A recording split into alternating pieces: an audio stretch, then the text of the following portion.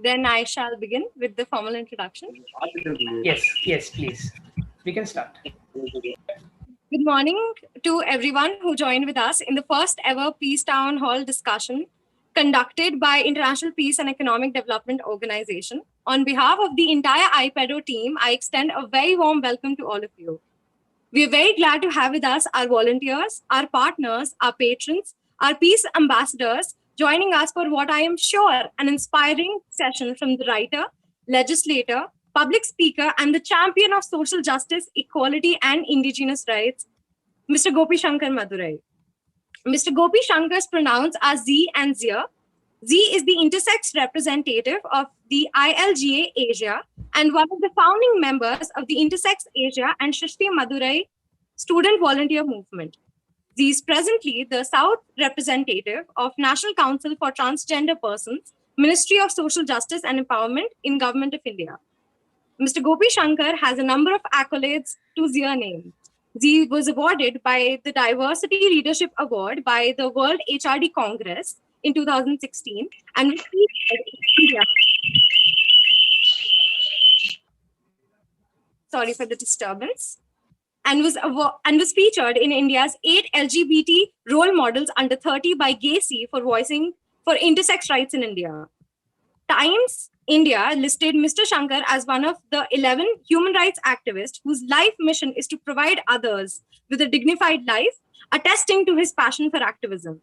He was also recognized as a global innovator in 2020 by the Human Rights Campaign. We are honored to have you with us, sir. Yeah, thank you. So can I would, just a moment, I would like to take this moment to also invite the founder of International Peace and Economic Development Organization, Muhammad Ashik. Mr. Ashik is a world record holder from age 6 when he became the youngest map memorizer in the world. He's currently a public orator, a motivational speaker, and has dedicated his life to the mission of promoting global peace, harmony, and prosperity through his unwavering activism. To realize this vision into a reality, he created IPEDO, a community of like-minded, motivated young individuals who are in pursuit of creating a better world together. We welcome you. And before we start, I would request all of you to keep a piece of paper and pen handy for the surprise activity that will follow the discussion.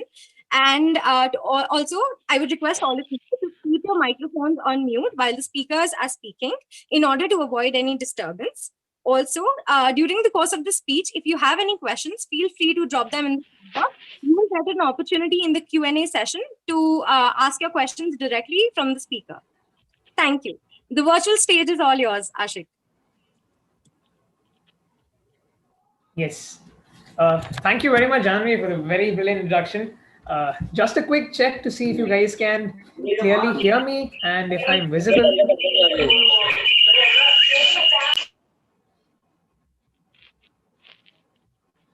Yes. Am I also visible, guys? Can you see me? Yes, you're both audible and visible. Yes. Thank you very much. Personally, it is really a great day for us, personally for me, and with regards to International Peace and Economic Development Organization itself, because we have started in 2019, and it has been a great journey a year since now. It is actually a real inspiration because we're starting off with a vision to transform the world. And as Steve Jobs said, like, the people who are crazy enough to think that they can change the world are the ones that do. So I hope we're all that crazy people, but with a strong vision to make the world a better place to live. To actually give a short note of how we all started, it is all the ordinary things that happens in life, and just how life passes away. We're all in like colleges and multiple places across the globe. We're just doing our daily chores. And how did peace come inside our lives? When did we start thinking about development, and why did we start an organization for that? Just one thing is, if we have a vision to do something, and we create that platform where everybody who is like-minded and is some or the other way is wanting to change their society a little bit and make it even better and get the fruits out of it and make lives of people better.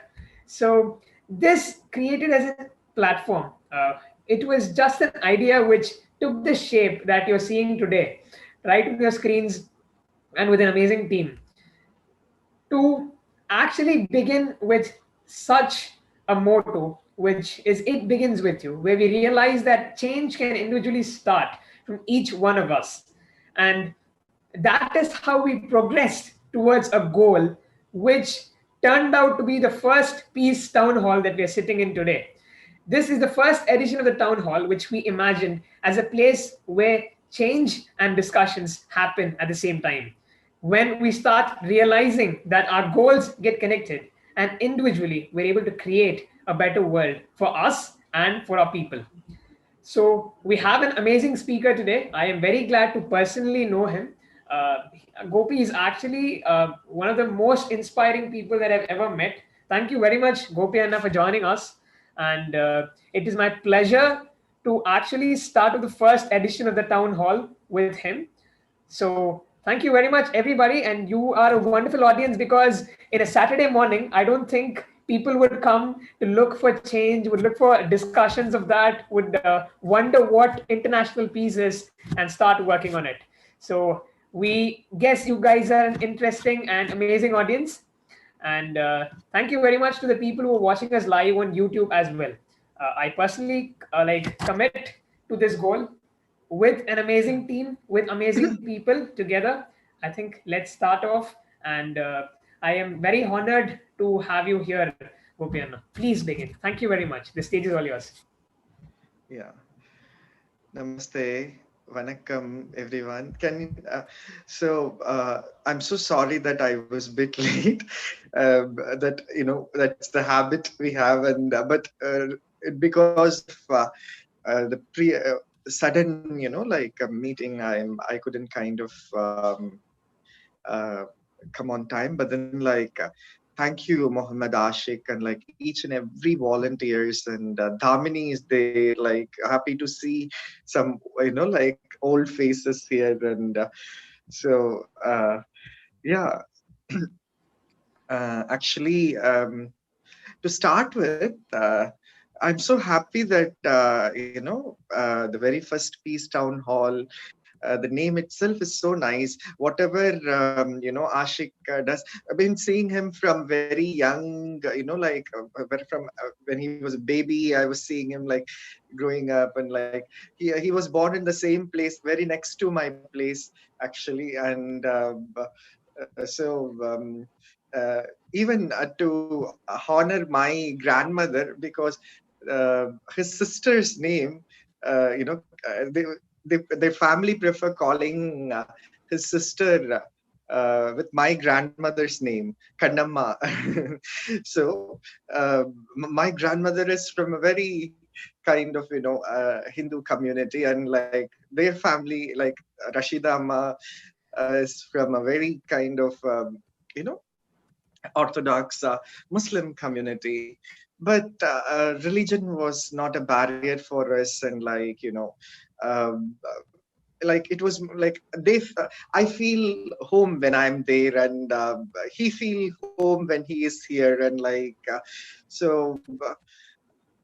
yeah, this is a kind of identity, right? Like the Muslim, Hindu, Christian, or any kind of identities, right? That I'm a Homo sapien. That is an identity, right? So, identity itself is an identity, right? So the word identity itself, the etymological sense, when you check it, it comes with the kind of politics. English itself is an identity. English, a language which is not even 2 millennium old, or it is younger than Buddha, and I mean, Buddha is 2,500 years old, and like English is not that old, and you know, um, English is not my first language, like many of you here. and a lot of grammatical errors may occur. So you need to pardon me because I'm not an erudite or professional, English speaker. So I speak because it comes from the very kind of lived experience or trauma, the words which I choose. It comes from directly from my heart, and um, especially. So to start with, the very kind of identity politics we are in now is like at the age of 14, I joined in Sri Ramakrishna Mission and Mutt. I was so amazed by the work of them, and they are doing some wonderful work. And then when I joined there, the very first thing I read is about Adi Shankara's work. Where he's saying that you're something beyond body and all that. I also went into those philosophies to understand what is it and all that. I try to grasp a bit about it to understand that, of course, we are alive, we got a name, people have different expandable list of identities over our head.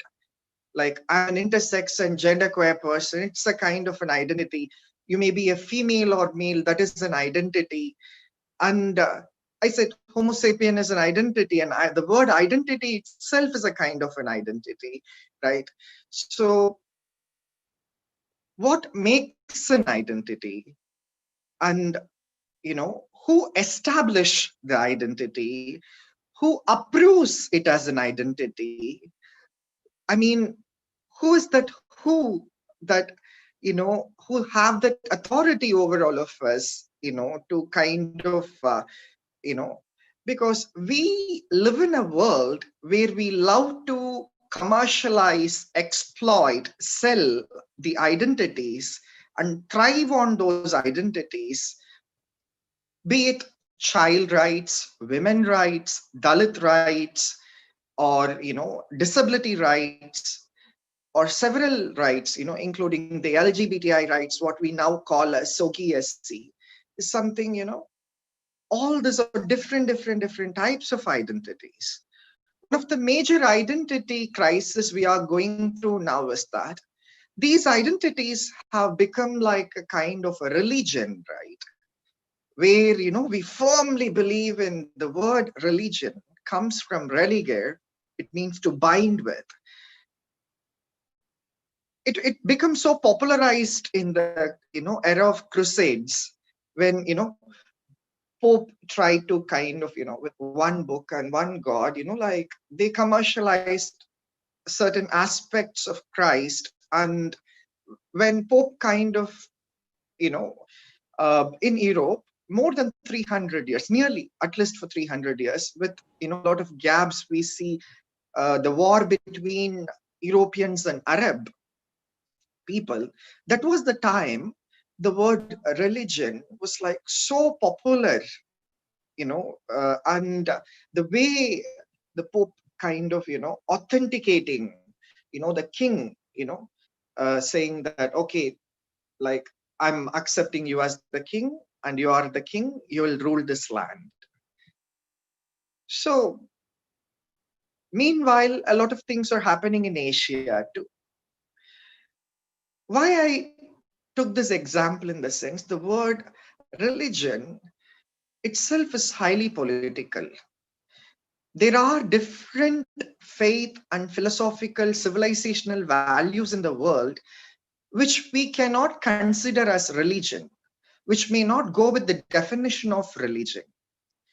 And several such philosophies and civilizational values of Asia, especially originated from mainland India or China, the geographical locations of the present and past India, what we refer as present and past India.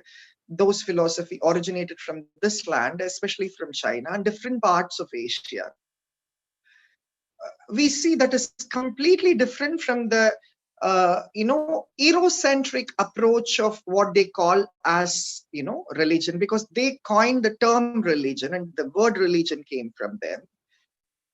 Because that aspect is completely different from, or their approach is completely different from the approach what, the very kind of Asian or the Indic perspective we had here.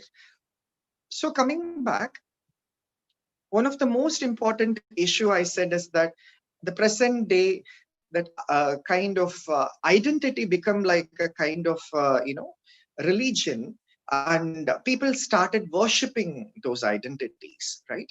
So one such crisis is that, oh, your government is a right wing government. Oh, your government is a left wing government. Oh, we are the center left or center right or centrist or all the stupidities. I don't know actually what does it mean. Because when I grew up, I don't know what was right or left. I know what is right hand. I know what is left hand. To understand that, I was like, till fifth or sixth standard, I didn't know what is left hand and what is right hand actually. And I, because for me, one thing I hate was like, oh, who invented this school? Why I need to study? I was not a bright, brilliant student like Ashik. I haven't even completed my college studies, like, um, but there are, I'm a literate. I may not be educated, but I'm a literate. I know certain aspects of life. I know certain aspects of policy making. I know certain aspects of my body and the sexual orientation or gender identity or sex characteristics or gender expression. You know, because my work is more centered about what I felt and how I grew up and what I was, because I didn't got a space. I was mocked when I grew up. I was mocked. I underwent a kind of a trauma. I have a lived experience. So certain, places like, for example, Ramakrishna Mutt and Mission helped me to come out of certain identities in my life, to have a broader perspective, over or approach towards the life. For example, uh, to have that saying that it helped me not to be a well frog, that like from one well I'm jumping to the another larger well, and from the another larger well I'm jumping to the another larger well, trying to get out of different spaces. It's like I'm just like a flowing river, making sure that I flow continuously, not stagnant somewhere, like I make sure that I'm lively. Of course we are live now. And activist is such a terminology. Oh, he is a right wing activist, he's a left wing activist. If the present government is the right wing government, the past government, the Congress government, is not the left wing government, right? And who are the leftists and who are the rightists? Who defined them? Again, the Eurocentric, academic arena, or the universities defined, oh, this is what right wing means, this is what left wing means. Homogenizing the politics of India or Asia has left or right is stupidity. Because when we see what happened with the so-called communist values in China or in different parts of Asia, we see what happened to Tibet, what is happening to many Southeast Asian countries. So, and also when we see the very kind of so-called right-wing values or the right-wing values, you know, in Germany or in certain European countries or in America, there is a huge problem actually. How Gopi can call somebody as a right-wing person or a left-wing person? How absurd it is, or like, because who gave that authority to me basically? So we talk a lot about stereotypes, and we talk about we should not have stereotypes, but among this activists or all these groups, this group have a lot of stereotypes over people, you know. So what I see is that um, Swami Vivekananda, say the difference between service and help. Always say that you cannot help others, but you can serve others. What we are talking about is to serve ourselves, to understand ourselves, to serve others, to understand themselves. To serve, we are serving ourselves to understand ourselves. Only if we understand ourselves, we can understand others. Without understanding others, we cannot serve them. We can serve ourselves to understand ourselves, but when we want to serve others, we need to understand them before serving them. Without serving them, we cannot understand them. What is understanding them? Understanding them means understanding certain, ground realities, certain grassroots realities. What are those grassroots ground realities? Before 10 years, the term LGBT was not that popular. But before 4 years, we started using the term SOGIE, SOGIESC, sexual orientation, gender identity, expression, and sex characteristics. Because the word LGBT is so Eurocentric or American.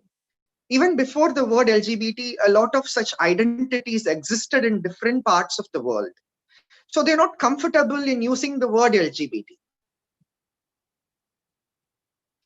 Do you get what I'm saying? So the thing is that even before, when we go back, there is the word LGBT was not popular when the whole movement was started in India.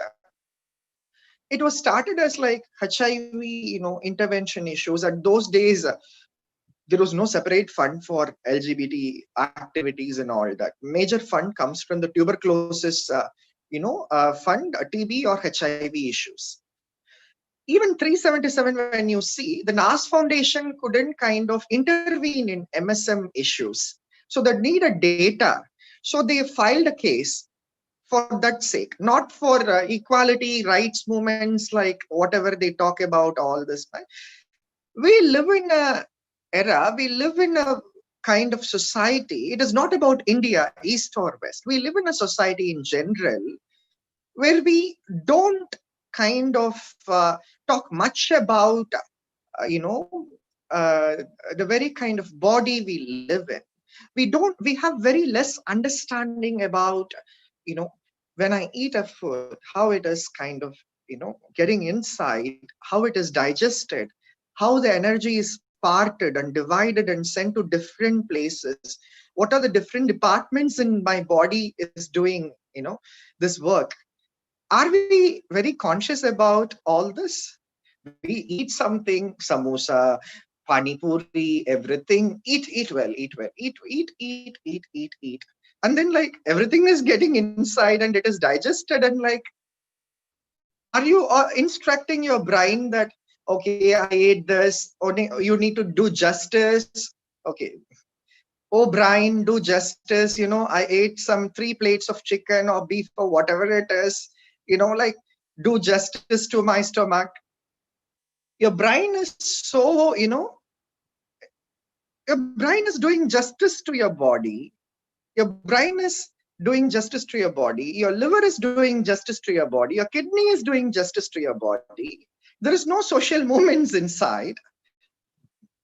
All you need to consciously do is that keep yourself healthy, do some regular exercise and activities, right? Your body is a big universe and you're not monitoring your body, but your body is functioning well without your consciousness or help. I mean, like, you're not consciously making your body to digest things, right? So, for example, like in this body where a particular this life lives, so I'm Gopi, you call this life as Gopi Shankar, and okay, Gopi is intersex and genderqueer person. What is intersex? Like, nobody decided to be born as a male or female. So intersex infants and children didn't decide to be born as intersex. There are 40 plus intersex variation. At least 2 to 3 intersex variations are visible during the birth. And we always love to talk about people who have a community. When there is a community, we love to exploit and commercialize the community identities to sell the community. And those who represent the so-called representatives of the communities, love to exploit community because they thrive on exploiting identities, because their kind of their way of life is like that. And we call these people who exploit and thrive on identities as activists. It is sad, right? In many places. So when people call me as an activist, I'm always active. From my birth to sleep to always my body is active some way. Is my body is getting some rest, maybe after 80 years or after 30,000 days in my life, finally it will be put to a rest when I'm not active, or it is I want active then. So there is a form of life living in this body, and we're calling this particular body as Homo sapien. Among Homo sapien, oh, I have this particular chromosome. Okay, XY chromosome, then male, XX chromosome, then female, triple X chromosome, then it is an intersex trait. There are different types of chromosome, then it is an intersex traits. Intersex infants are not transgender people. Intersex is sex characteristics, it's a sex identity. And when I talk about community, we see that, even among the LGBT community, people talk about, oh, we born this way, we need this right, that right, and all these rights. But then, where does this newborn infant will go? You cannot expect a newborn infant to hold a rainbow flag and go on the street and protest, oh, my body, my rights. Oh, imagine in front of Rashtrapati Bhavan or Jantar Mantar. They will not allow in front of Rashtrapati Bhavan, but at least in Jantar Mantar or in the regular places where all the protests are taking place. Imagine a lot of newborn infants are sitting with, rainbow flag or whatever flag, and this body, my right, my thing. Can a baby do that? No. Every year, at least 15,000 intersex infants are going through a very horrible procedure called sex normalizing surgeries. What is sex normalizing surgeries? We have something called unnecessary surgery and necessary surgery. What is unnecessary surgery is something, a baby is healthy, but the doctor couldn't classify the baby as female or male because the baby have ambiguous genitals, or the genitals which cannot be fit in with the binary sex identity of the society.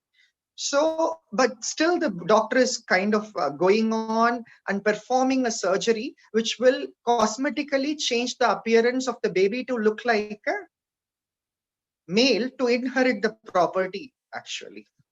So majority of the surgeries, normalizing surgeries in northern part of India, parents prefer, okay, boy baby like that.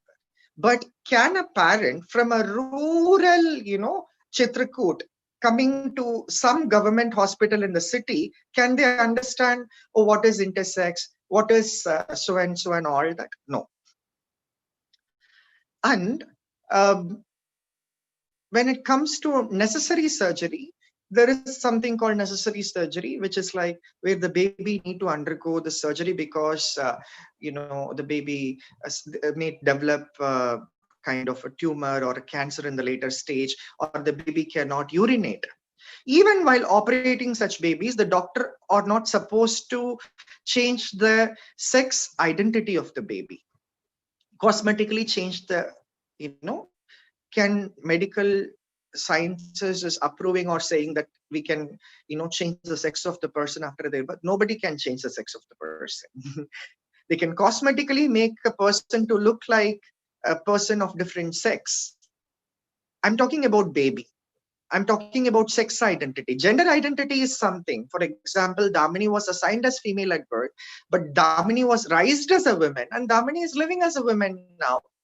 And me assuming that Damini is a woman is a stupidity, basically. Because Damini know who she is. And that is her gender identity. She have the right to self-determine her gender identity, but nobody have the right to self-determine their sex identity or sex characteristics.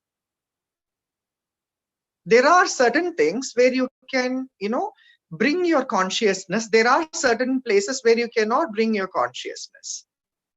When you grew up, oh, mama, papa, why I need to read A, I, E and all these alphabets? If you didn't read it, now you cannot read what is that bus says in Hindi, what is that bus says in Marathi or Tamil, or what does that bus says in, Kashmiri or in different, Urdu or Arabic or whatever it is. Like, see, the point here is that intersex people don't have a community like gay community or a transgender community or like trans women community or trans men community or disability people with disability they do have a community for themselves. But you see, intersex infants and children don't have a community. So my friend Morgan Carpenter in 2013 introduced an intersex flag. Oh, this is intersex flag. Oh, if we keep that, we represent intersex people. But do all the intersex infants born in the world approve that flag? No. Do that infants give consent to that flag? No. So in 2011, there was no funding for intersex issues. After 2014, funding for intersex human rights were started. So the intersex human rights issues were politicized. Babies' bodies were commercialized. I was not allowing that, actually. I'm serving this diverse Sogi SC community, that is sexual orientation, gender identity, expression, sex characteristics, people with this diverse Sogi SC identities for more than 12 years. When I say serve, I'm living in an era where social service becomes social work, right? Where issues are structured. Oh, you need to have a strategy, get the CSR, get that fund, get that money, put it in the pocket. Can social work be commercial? I mean, like, can social service, like, how can somebody call social service as social work? Why we need to commercialize social work as social service? We are from a land where if some, Aditi is coming out of the house, we are supposed to give them water and food. It is not, a responsibility. That is what the dharma of this land. Dharma means not religion. Dharma means beyond truth and false. Dharma means, in my perspective, the actual perspective, beyond duality. Dharma means something which is eternal, native to land. And when I mean the dharma of this land, what it is saying, if somebody is like, be it, Kashmir or Kanyakumari or Tripura or, go back to Gujarat or like the rural parts of Maharashtra. It is the responsibility of anyone who is born in this land. If somebody is coming out and asking something, we are supposed to give them that. If we see somebody suffering, we need to immediately go and, okay, are you feeling pain?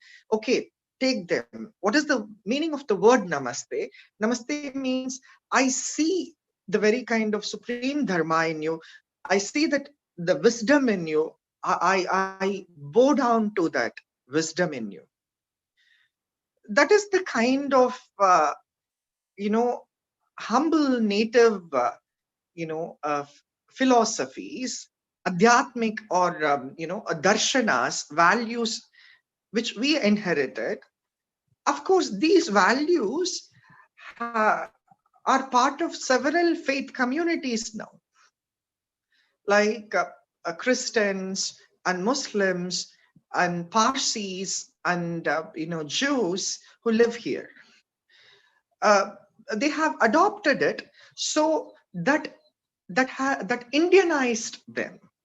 So they become Indian Christians and Indian Muslims, or like even before the term India, or like like after British, when India was like after British India, when we see pre-India, like post-colonial India, the way people of Arab addressing here, like even they are Muslims from India, they are Hind Muslims, not Arabic Muslims.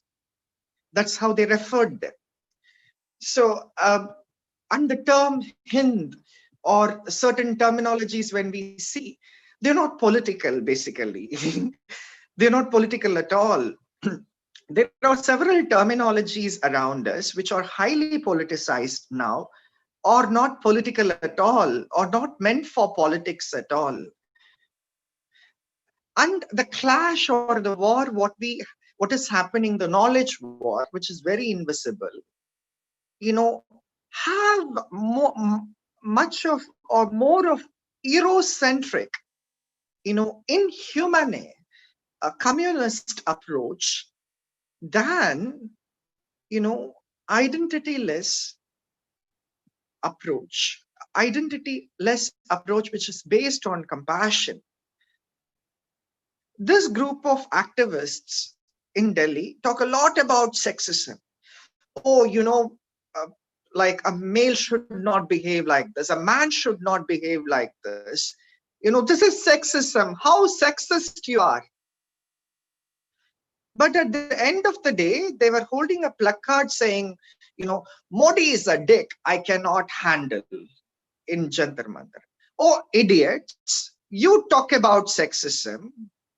You hold a placard saying your prime minister is, of course, absolutely. If this is going to happen in China, that is different. They have all the right to do that. But how gross they are? I mean, like, whom they are representing then? Are they representing right values? Are they misguiding the youngsters? In the name of sex education, why we need to show certain pornographic materials in the schools or colleges? Why can't we have a very kind of dignified, more dignified and ethical approach? I'm not talking about moral policing. Moral policing is different from being ethical. What is ethical? Ethical is something you cannot make a baby to drink vodka.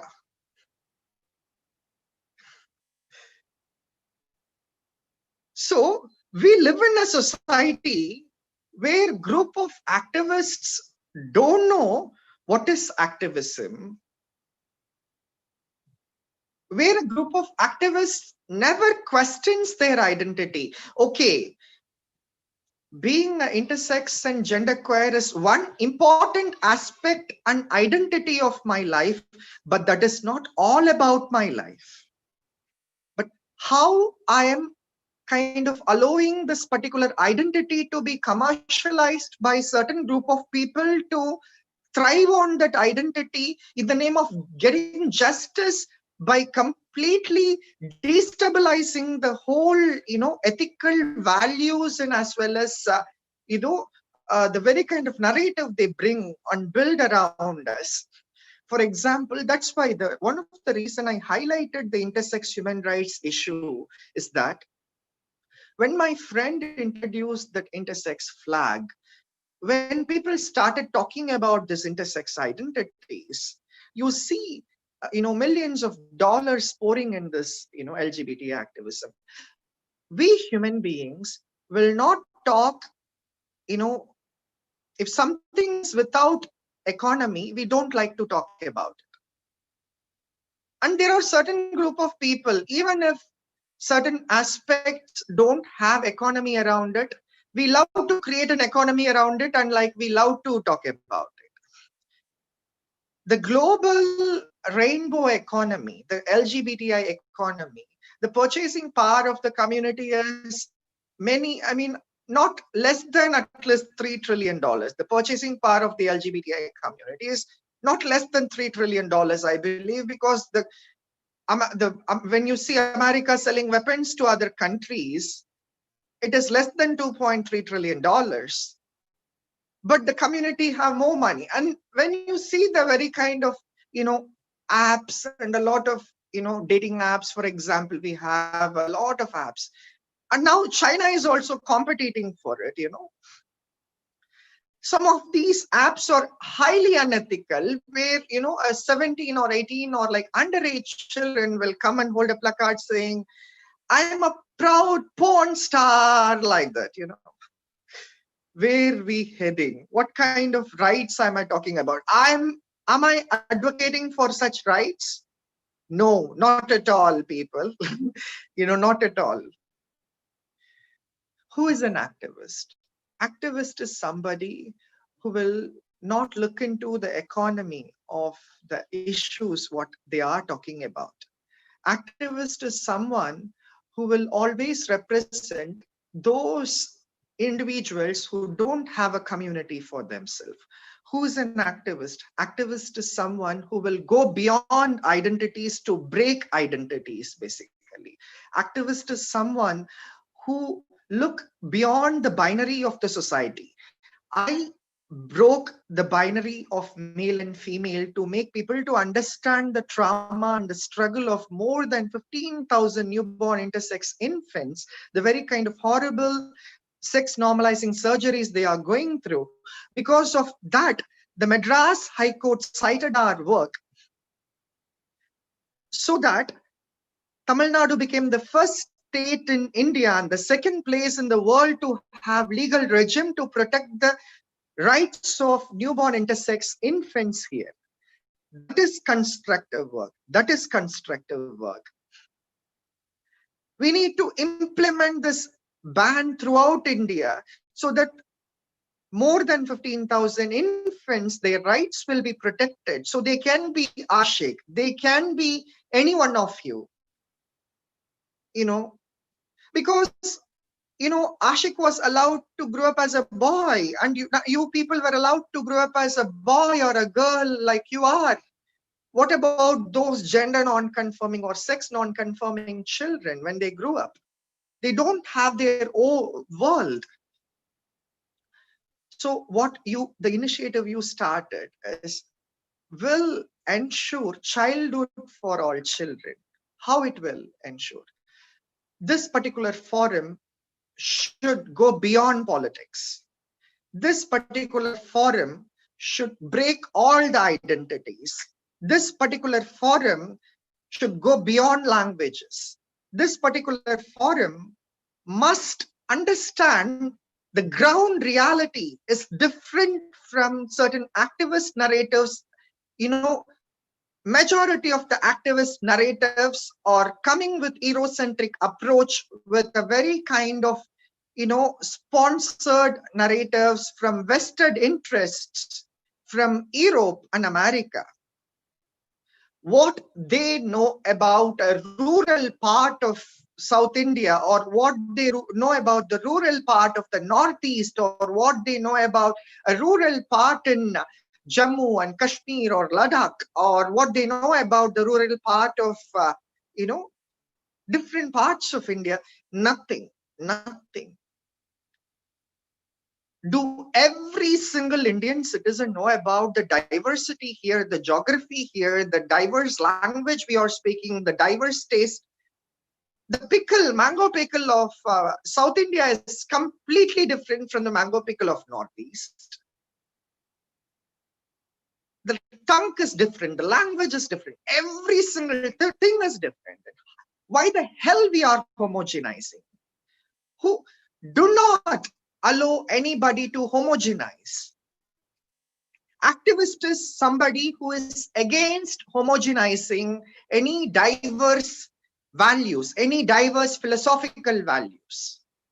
Activist is somebody who is against homogenizing, because homogenizing anything.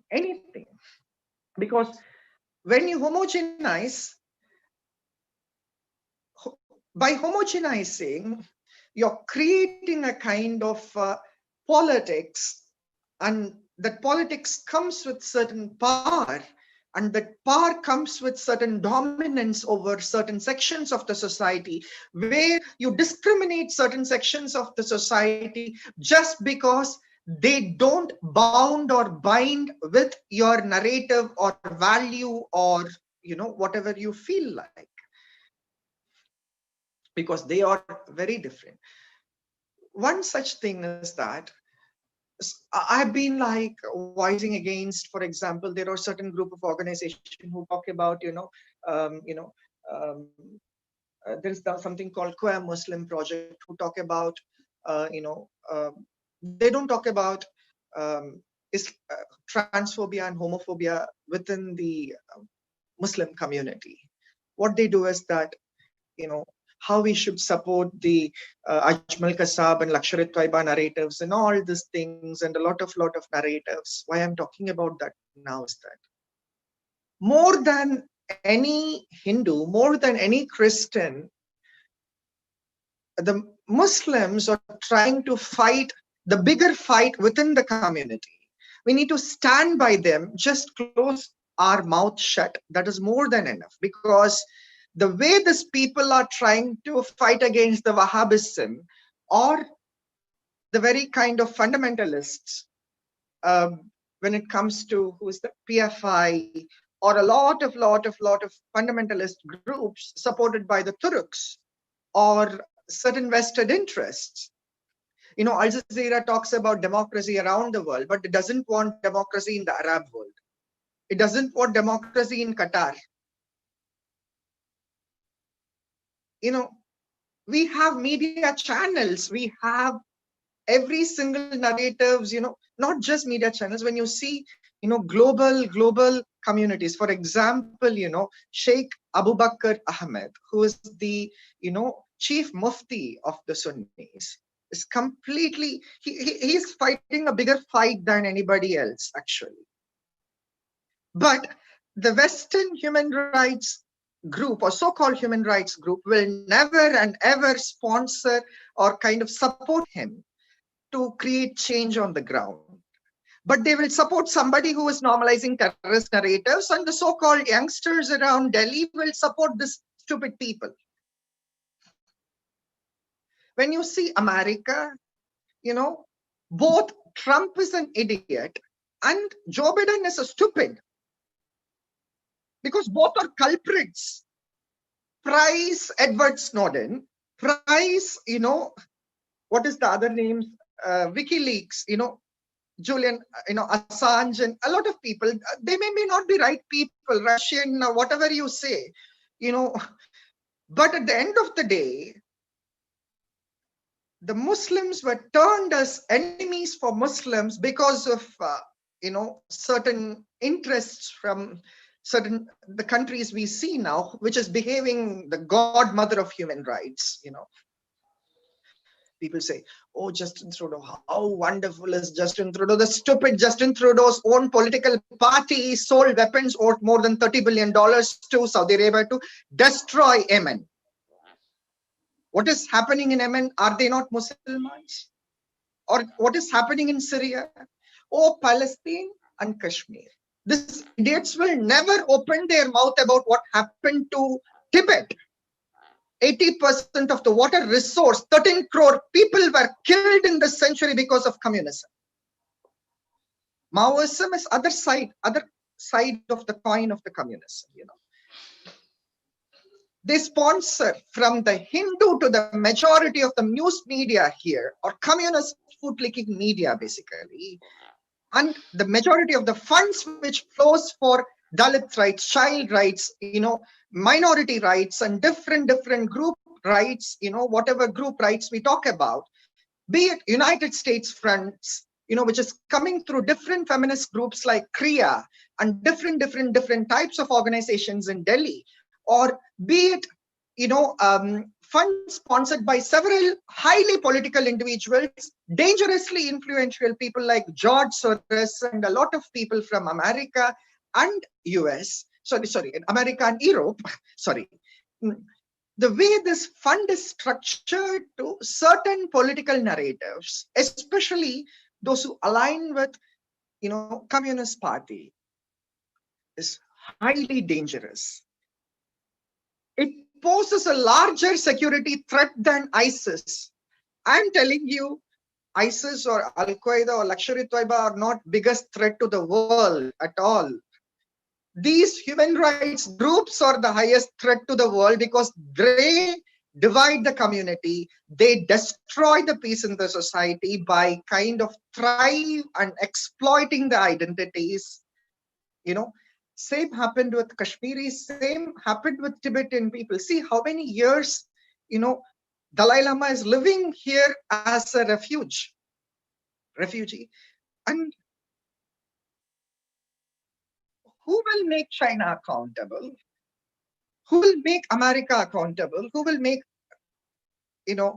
Russia accountable on certain things? And why the hell, a certain group of people need to be bothered and behave like they are bosses of human rights? And like, we have democracy here. Let the activists here protect the democracy here. At any cost, we will not lose our democracy to raise our voice, to condemn, to criticize anybody with ethical spear.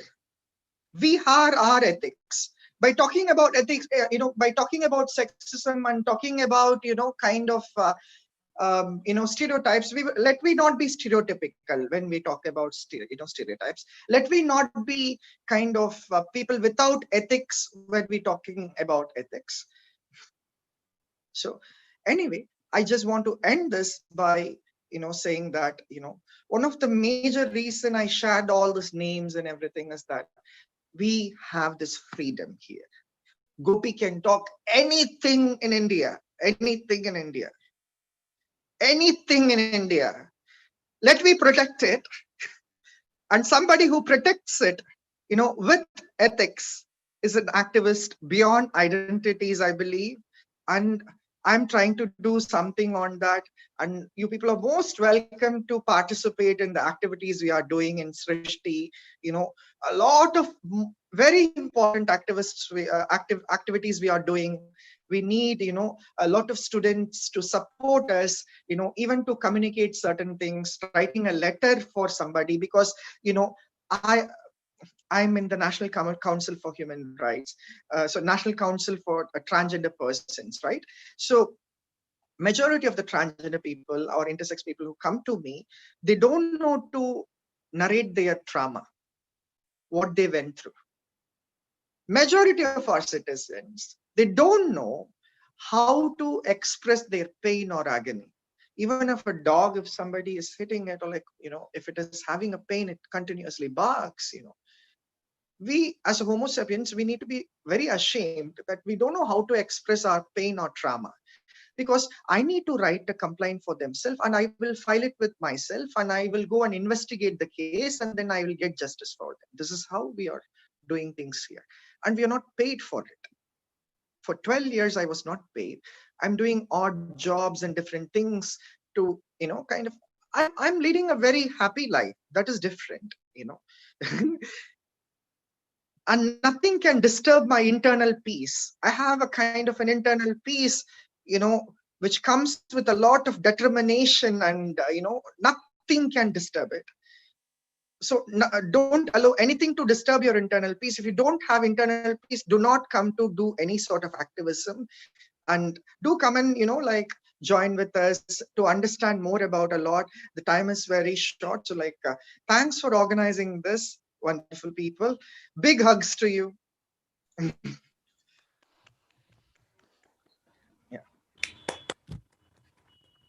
Thank you so much. Thank you so much, Gopiji. It was your speech. The first time I heard your speech at EPBC, organized by Vision India Foundation earlier, and your passion is always being carried around. Your work and your passion is always there. And with that, I'm sure along with me, everybody is curious with a bunch of questions around, right?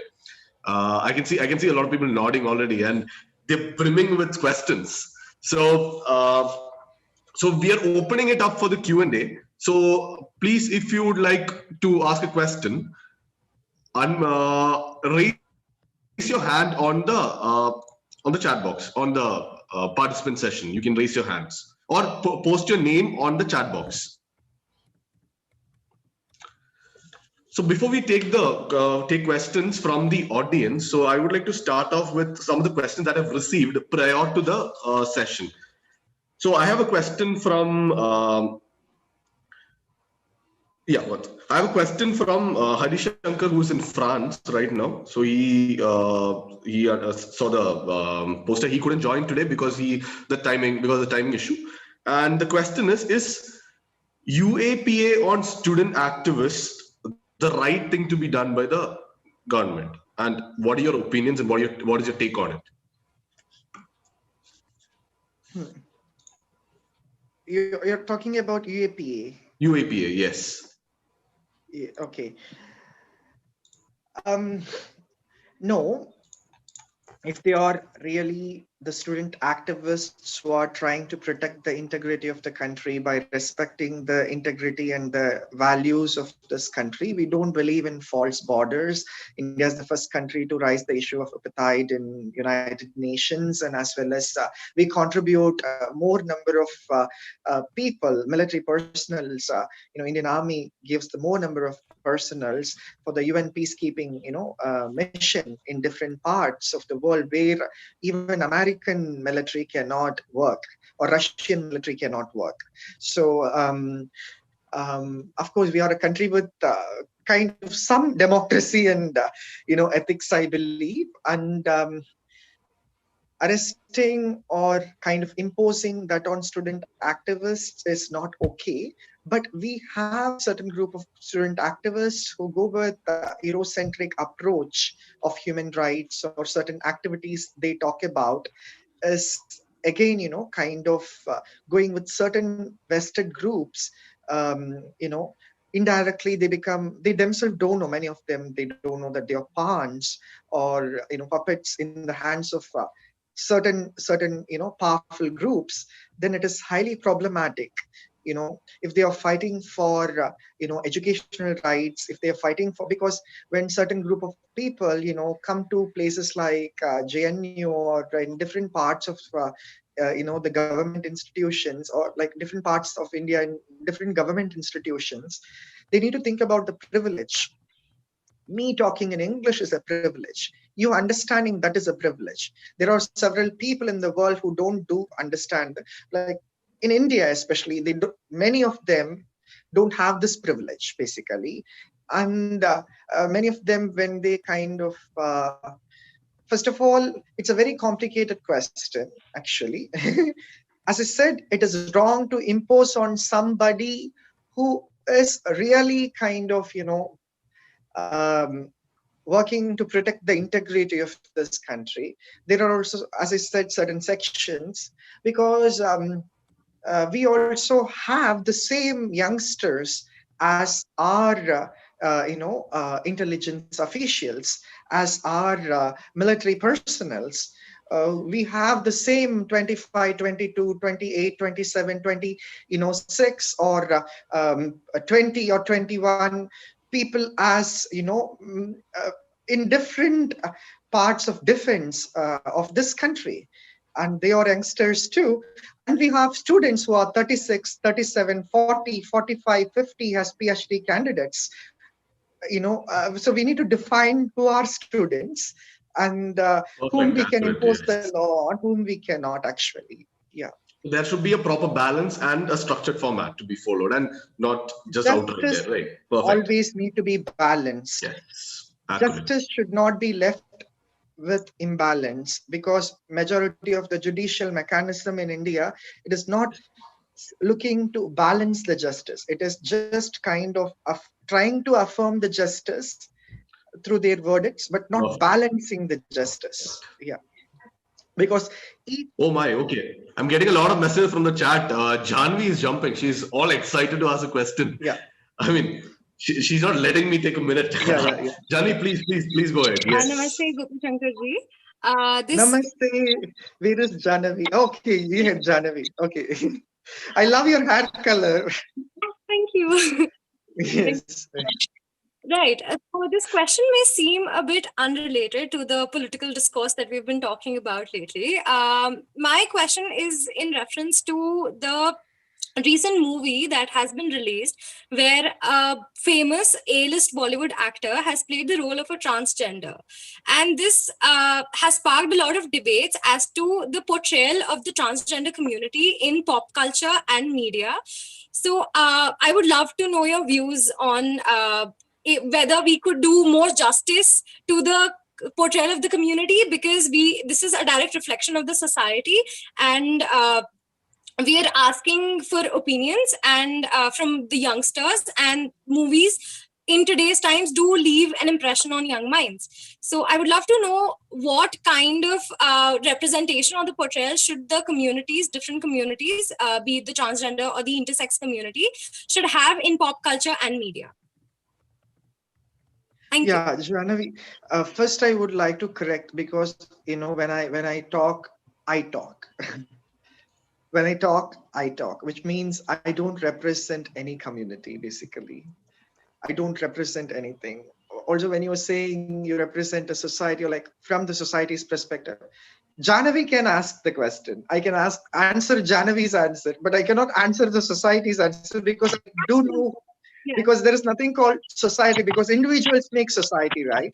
So activists never represent a group of, or a kind of a community. Basically, activists represents individuals, and of course individual rights in their language, in their perspective, I believe, because we always try to facilitate and create the space without politicizing the space, by making them to understand certain civilizational values and things. But when it comes to this particular movie, the answer for that question is that that's a real absurdity, that earlier the government used to talk a lot about transgender rights, but they don't know who are transgender people. They want to give us the rights, but they don't know who we are. They want to make a movie on us, but they don't know who we are actually. Right? So the basic thing is that just because a person belongs to a particular community doesn't mean that they know everything about the community, including Gopi Shankar talking about intersex issues.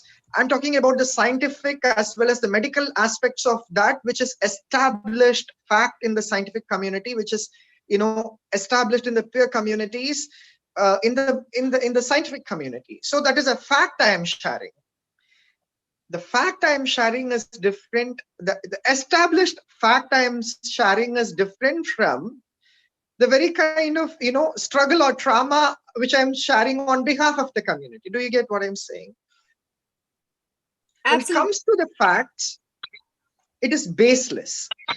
The Tamil, because the Hindi movie is based on the Tamil movie, right? I know the actor is trying to help a lot of trans communities, and then he understood that majority of the trans women whom you see is begging on the road. It is not because of the society alone. Because if a boy, for example, if Siddharth, I hope you don't mind, like commenting about you. If Siddharth want to become a woman tomorrow, trans woman, Siddharth is running out of his house because Siddharth parent is telling, "Oh, Siddharth, you cannot be like this. You should be like Siddharth. You should not become somebody else." So Siddharth is running out of his home, and then he need to pay at least 2.5 to 3 lakhs to their Nayak, the trans Hijra Nayak. So the Nayak will accept him. Then after they will send them to the operation. Before 20 years, we don't had all this operation facilities and all that. After the surgery is done, like after 1 year, the wound is healed. They'll be domesticated to do sex work and begging. It is structured in a manner. Does the movie talks about it? This is the actual insider's perspective. Yes. In this last 6 months, the community violence on the trans community, because of that, at least 40 people died in south of India. Just last month, I was handling a case of a person called Hamsa, who was, immolated alive in Hyderabad because she refused to pay, align with the Haveli, the Nayak, the Jamaat system, where the Nayak had their, sex work and begging. Because of that, she was burnt alive. And there's no justice served. We see 25 trans women from Trichy was beaten and thrown out of their colony by fellow trans women because they didn't pay the tax. They didn't agree to what Nayak said. How many trans people who protested in Delhi against the Transgender Protection Rights Act 2019 protested for this people? Does the movie is talking, so the movie is not doing justice neither to the community nor to the society. I think Akshay is completely ignorant about what he is talking about, highly stereotypical, and also absurd. Half-baked information about the community will not serve the community but create a lot of damage to the community, like Arundhati Roy's book Ministry of Utmost Happiness, calling Anjum as a intersex person, but then calling Anjum as a hijra is highly derogatory. You get what I'm saying? So anyway, so it's a big topic to discuss, but in short, I can say that it's really sad that when they are making such movies, they need to consult with members like us. We are not authorities. We are not authorities, but still a lot of academicians, we sit with the government to advise them on policy making issues. Now the government appointed me in NCTP. Why don't they consult some of us? I do saw Lakshmi Narayan Tripathi. I don't agree with Lakshmi Narayan Tripathi's politics in the Transgender Welfare Board, sorry, in the National Transgender, National NCTP. So I don't, I may be with her in the same, council in the Ministry of Social Justice and Empowerment. Doesn't mean that I agree with everybody, right? So I saw her because, there are opportunists, there are opportunists out there. I'm not calling Lakshmi as opportunist. I'm saying that there are opportunists out there. There are people who seek fame and name. And Hollywood is like a Bollywood is like a kind of, a kind of an unbaked space where unbaked idiots often produce such unbaked materials, which is neither going to be useful to them nor to the community they are talking about. So, yeah. So we have a question. Now I hope that's answered. So we have a question from Priya. Priya, can you please unmute and ask your question?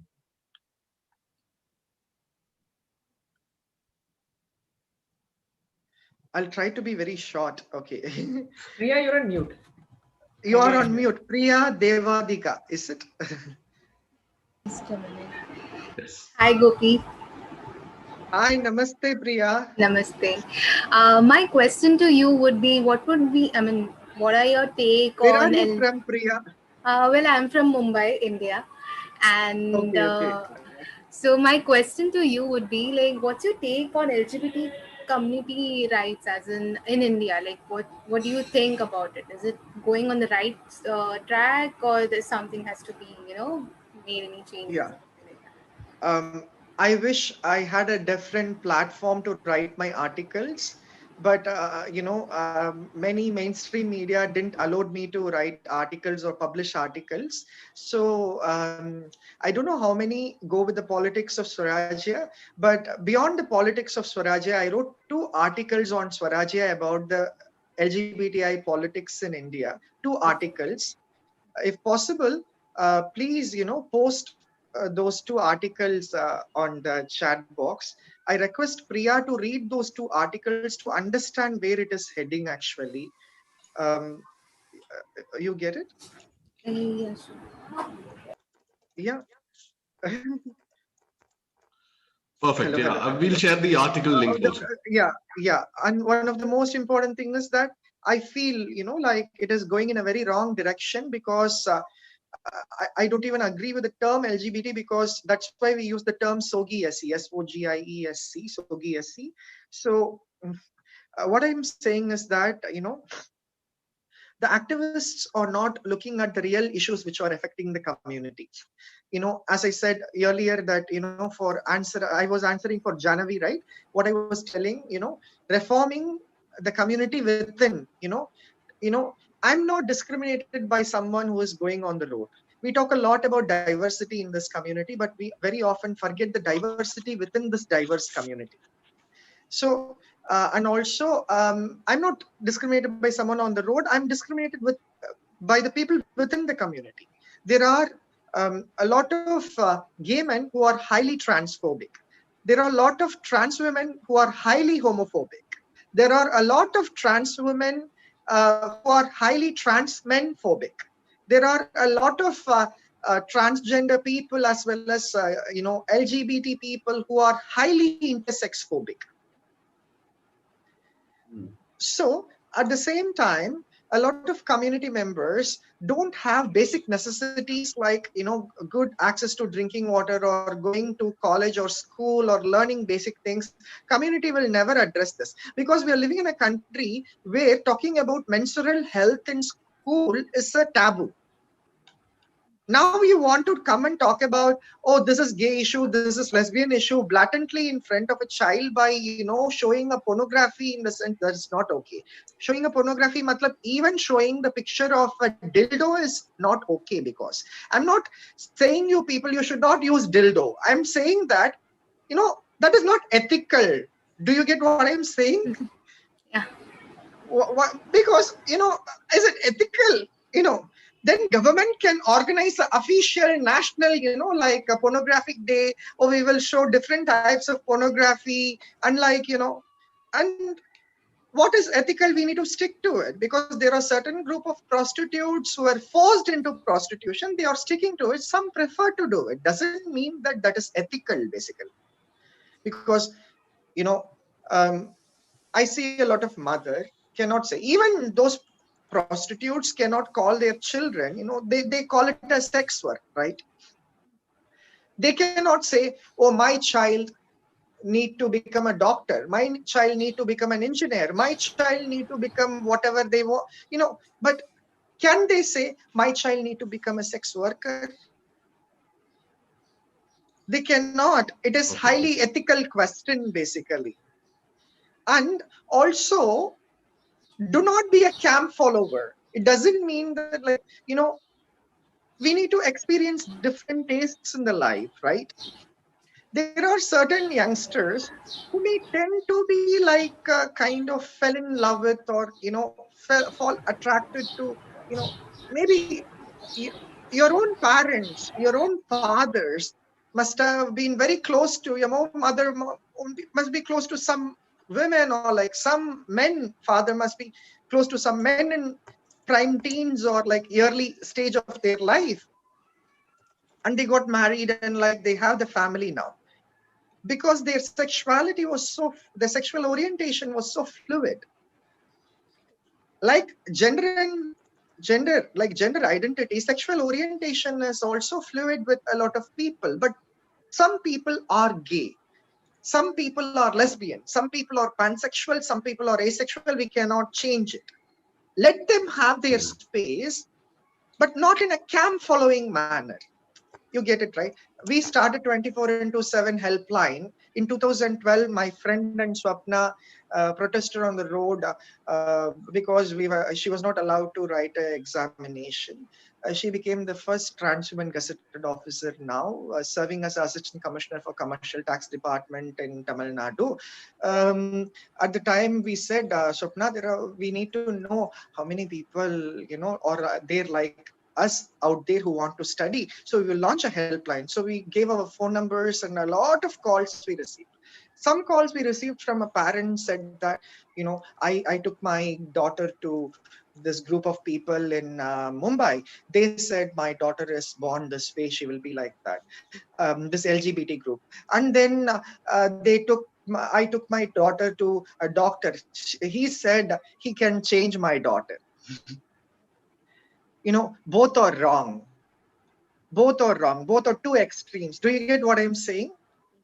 On one hand, they are saying she is born this way. This doctor is saying they can change it. I told that whatever she is your daughter. You need to allow her space.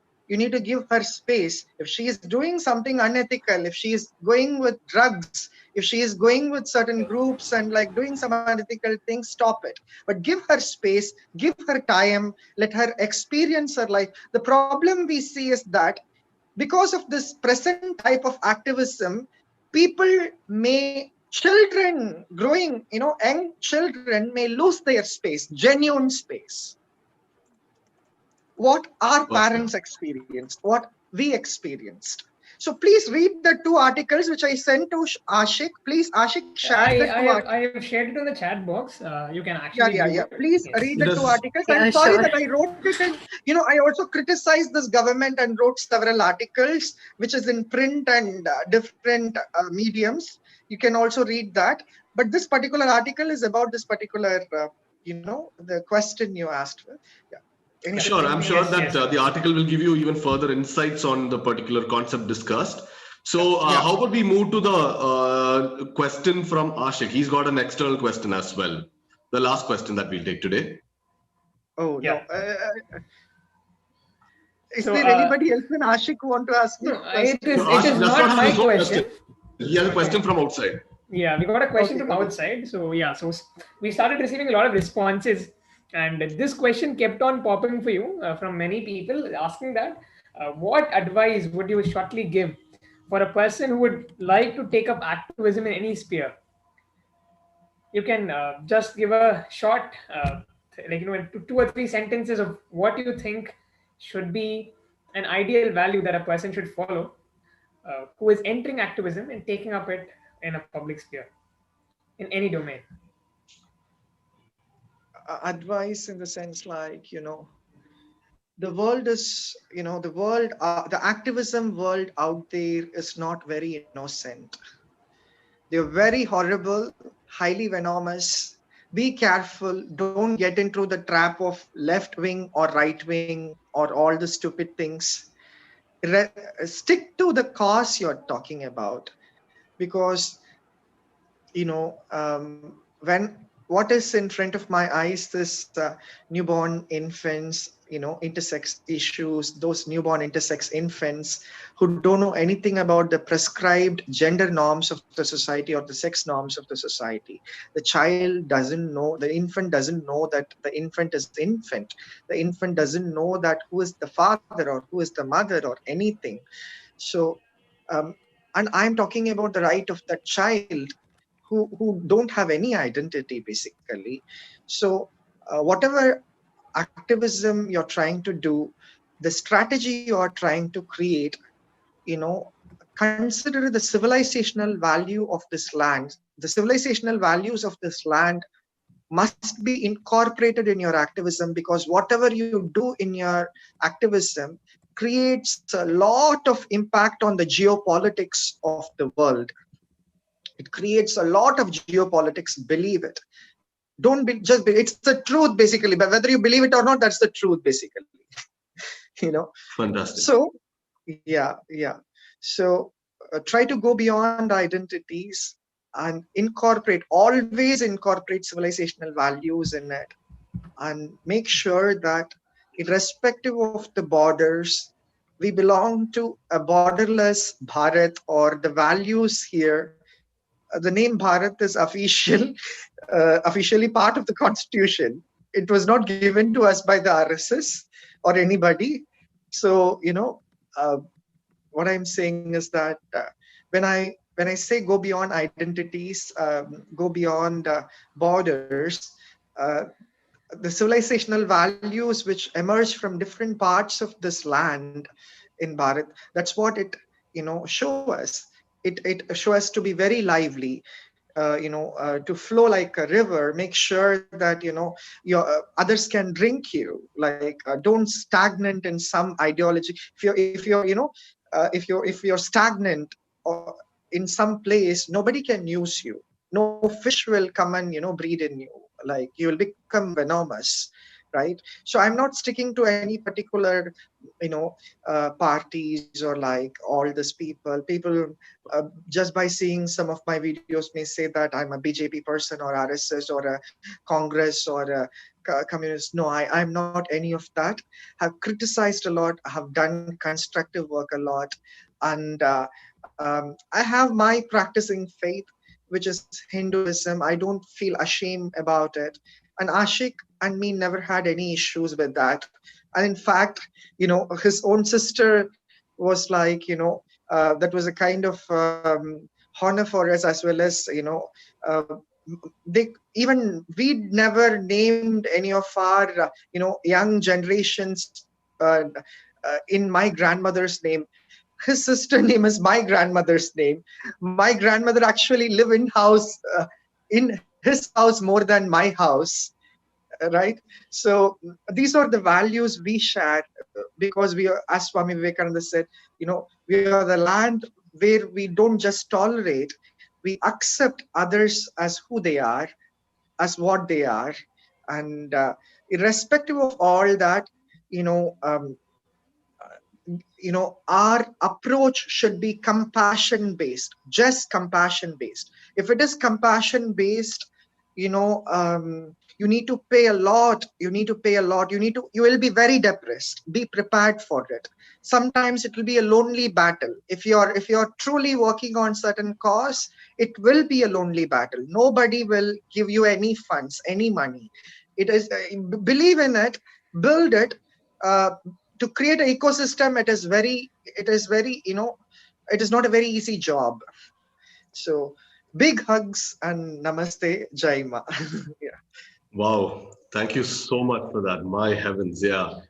Yeah. You started off with a beautiful story, and your journey was totally very, very picturesque for us. And we felt your struggles here as well. Yes. Thank you so much for joining in. And of course, the mango pickle of the South is very different from the mango pickle of the North. And India's diversity itself the is one beautiful aspect within India. And accurately pointed out one, we have to go beyond religion, language, nations, and gender to propel the humanitarian cause. Yes. And with your work, you're definitely shown us, and you are a role model for not just me, but for the entire organization as well. Thank you so much. Thank you so much for your deeper insights. And we will definitely keep connecting, and we'll definitely ask all our questions and doubts, and we'll connect, because we do need your guidance and your experience for furthering Yeah. our work as well. Not guidance, but I parallelly love to assist each and every one of you, and assist and serve. So that's the right word, I believe. So and Dhamini is there with yeah, so much experience. And hi Dhamini, Pranam ji. Pranam Happy Gopi to ji, after so uh, long I'm seeing you and I'm me so too. So happy that happy. you are with this people, and like even I couldn't. I'm so happy, like you are with them. So definitely, please make this as a very big movement, and let them do something constructive. And it is very important. Already, it is a big movement, because Yeah. even to very big Yeah, talks, we don't see true. 5 people turning up, and like without paying any money. We see like uh, these are real people with so much of into, and like Your passion is driving it. passion. More Yes, than it should be more than a passion. And it should be your life, not just exactly. passion. But because it was my life. And remember, because I didn't completed my studies, and I had arrears in my college, but at the same time my college introduced my book as part of their curriculum. As Wow. part of intersex human rights studies, right? And I don't know, don't have an MBBS degree. I have trained the director of medical education on how he should have approach, how he should approach the intersex infants and children. And we sit with the WHO people on what are the right terminologies they should use. Now with the Indian government, I believe we will do something constructively. So please, people from different parts of India who are part of it, please connect with me. We can do something for those intersex infants and children living in Kashmir or northeastern part of India or in Maharashtra or in different parts of India. Tamil Nadu it is banned, so don't worry. So in rest of the country, we will try to do something. Yeah. And I was also appointed by the Delhi government for in the DCPCR.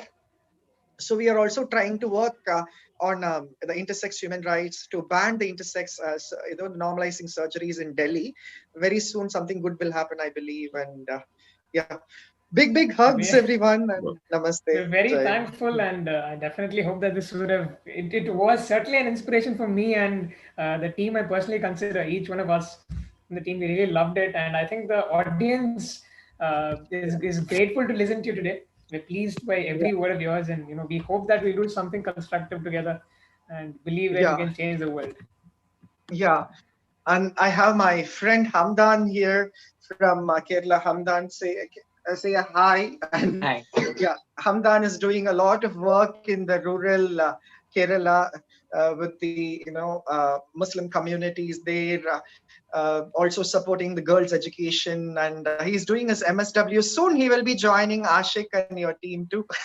And big hugs. We welcome. Yeah. Fantastic. Yeah. Thank you. Thank you so much. And fantastic. Funnily, I stay in Hamdan Street. You stay? Yes. So now we are.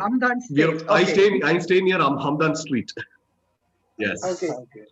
So hi Hamdan. Yes. Thank you for joining us. And with that, we so a lot of our eyes have been opened, right, because of today's session, and we realize that the number of connections that we make really create who we are at the end of the day, and how diverse your connections, how diverse your relationships are, will define your entire human nature, your empathy aspect. So we have a fantastic activity by the young chirping Janvi Sharma, who's amidst us. So Janvi, please take lead.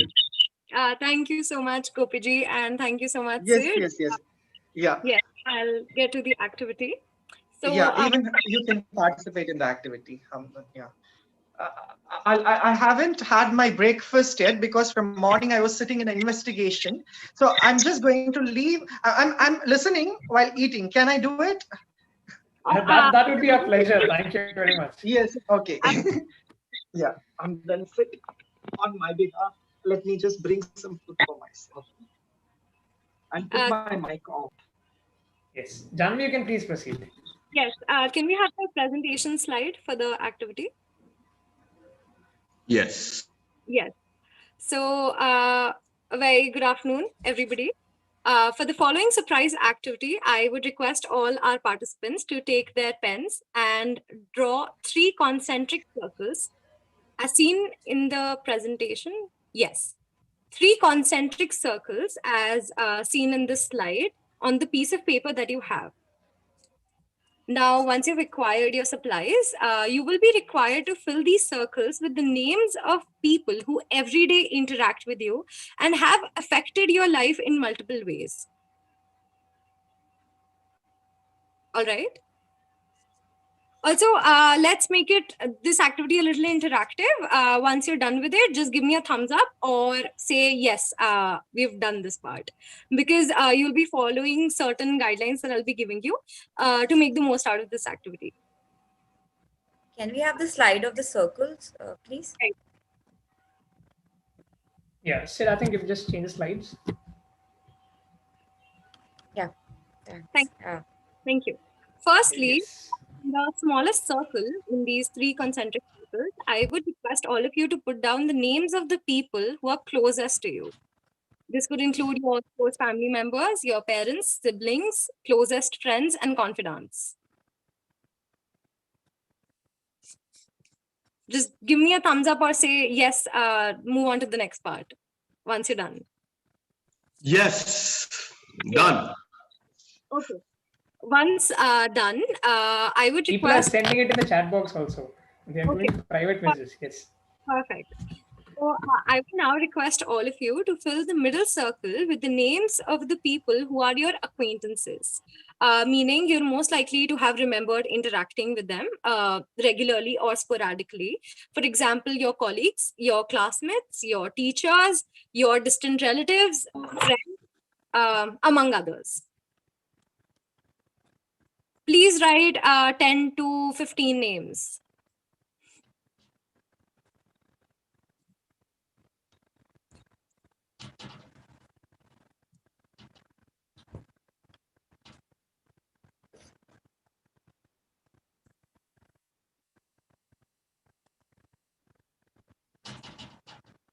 I hope you should be done by now. Now, in the Done. last circle, yes, in the last circle, I would request, in the outermost circle instead, I would request all of you to write the names of the people you everyday interact, but do not remember. Just a second. Yes, but do not remember their names. So people, your strangers you interact with, they could be your regular service providers. For example, your rickshaw pullers and your Uber drivers or servants at your regular restaurants or your house help, your vegetable vendors, among others. And people that you idealize. They could be celebrities, sports persons. You may not have met them or know them on a personal basis, but you idealize them. So you could write the names of a sports person or anybody accomplished in their fields of expertise. And for people who don't, like about whom you don't know their names, you could just write their occupations.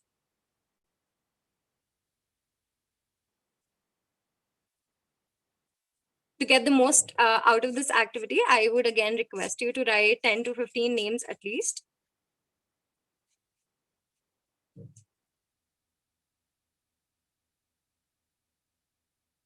And this piece of paper is safe with you.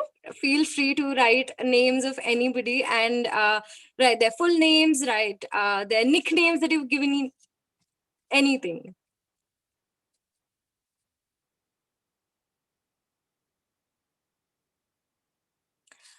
Now, I'm hoping you should be done. I would request all of you to take a moment and closely examine all the names that you've written in these 3 circles, which represent the people in your life. People closest to you, your acquaintances, people you meet every day, people you may know, people you may not know, but people who are enabling you to lead your life in a certain way. And now the fun part begins. Right. So once you've had a quick look, I would request all of you to identify the people whose names that you have written from the following criteria that I will be reading out. So if they match the criteria, do pick them out and keep them. Put a little tick on it. Firstly, I would request you all to identify from among the names that you've written to identify differently abled people.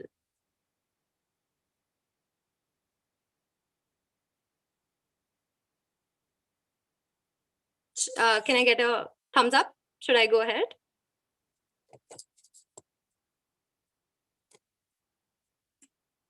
Sid, Ashik, anybody can give me a thumbs up. I go ahead. Yes, please. Done. Yeah. Right. And now I want you to look at your list and these names that you've written and identify people who are less educated than you are or are illiterate.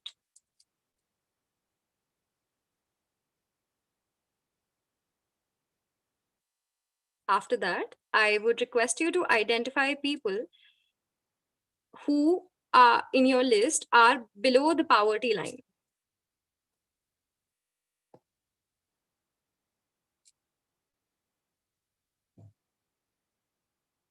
Once you're done with that, I would request you to look at your list and identify people with different gender identity as yours. For example, they could be a different gender identity, they could be a transgender or a non-binary or a non-conforming person.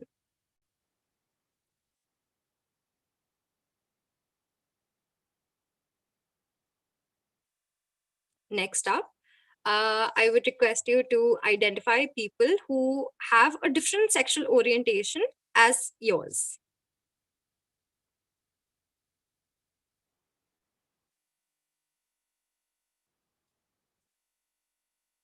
Now, tick the names of the people who are from a different religion as yours.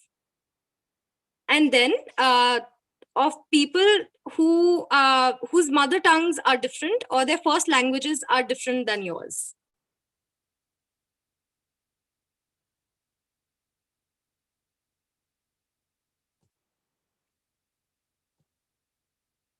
Next up, please identify people from a different background as yours. For example, rural or urban. If you're living in a rural setting, they could be living in an urban setting or vice versa.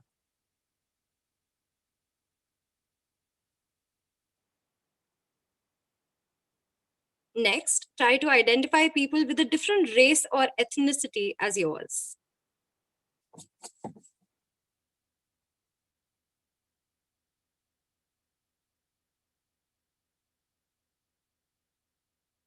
And lastly, try to identify people from a different nationality, who possess a different nationality.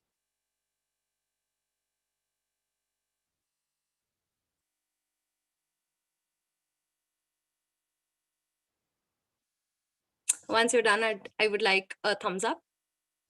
You can put it in the chat box if you're done, everybody who's participating.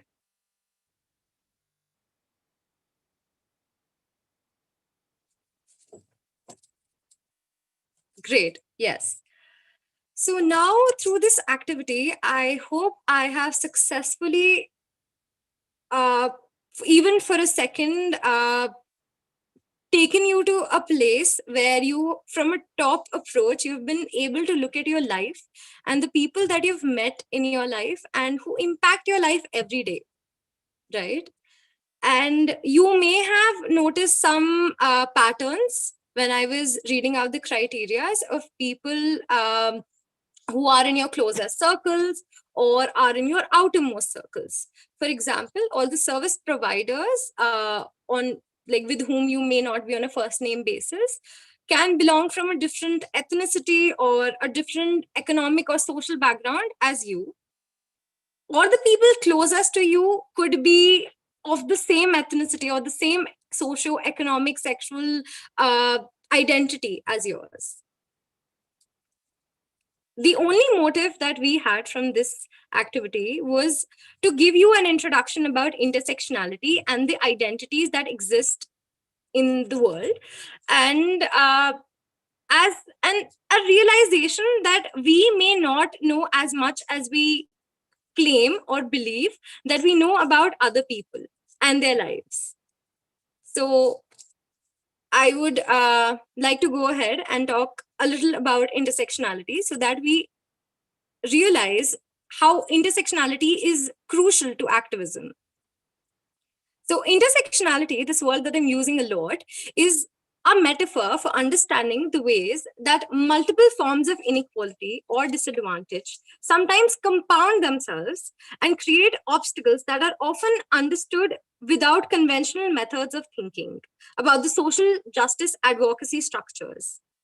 Intersectionality isn't so much so a grandiose theory, but it is a prism of understanding that there exist different kinds of problems arising out of different kinds of identities. For example, a poor Dalit girl is more likely to drop out of school when compared to her peers, right? And this is not only a race or a gender or an economic or a caste issue.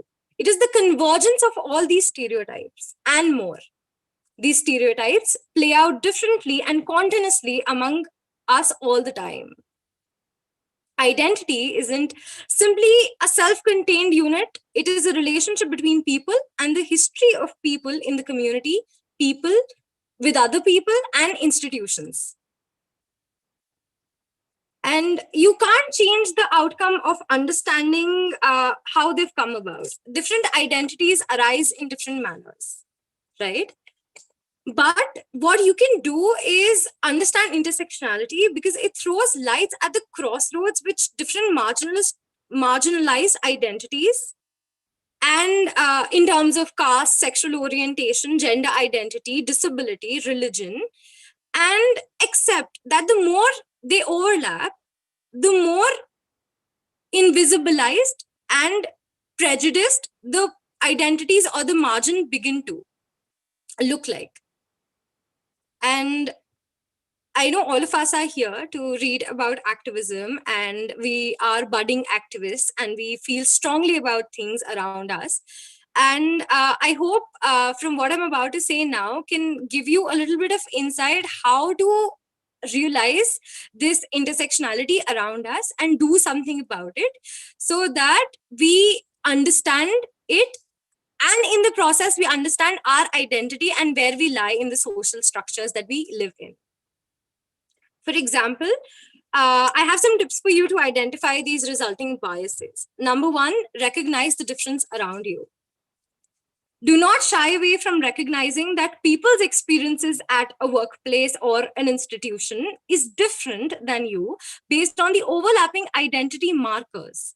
And that the general statements that we all of us that tend to make, for example, all women feel a certain way or all homosexuals feel a certain way, are common misunderstandings and do not reflect reality.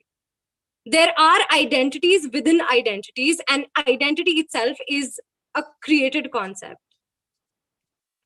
Number two, analyze the space you occupy.